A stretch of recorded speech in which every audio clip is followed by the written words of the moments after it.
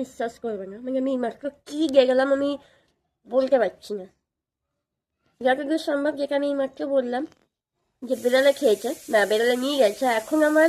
ঠিক উল্টোটা সন্দেহ হচ্ছে যে আগের বাচ্চাটা হয়তো ও নিজে খেয়েছে। কারণ মরা বাচ্চাকে, যেটা আমি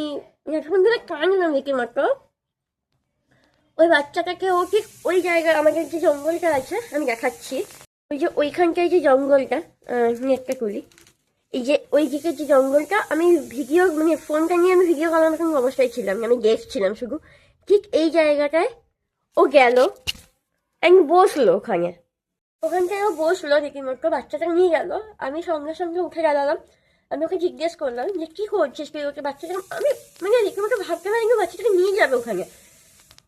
নিয়ে গেল, বসলো, খেয়ে ফেললো। কেন খেলো আমি কিচ্ছু জানি না, হতে পারে খিদের জ্বালায়, যেহেতু মরে গেছে বাচ্চাটা, হলো সব সময় ও খেয়ে ফেললো, বসে বসে ওখানে 5 মিনিট ধরে বসে বসে খেলো, খেয়ে এসে আবার এখানে এসে শুয়ে গেছে। মানে এটা হয় আমি জানি না, কিন্তু কেন খেলোই বা কেন, তাহলে কি ও খাওয়ার জন্যই ওখান থেকে টেনে নিয়ে এলো? মানে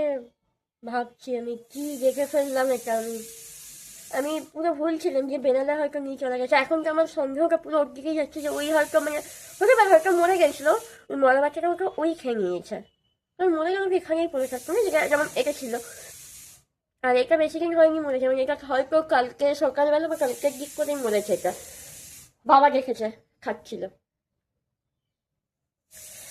কি বলবো আমি জানি না।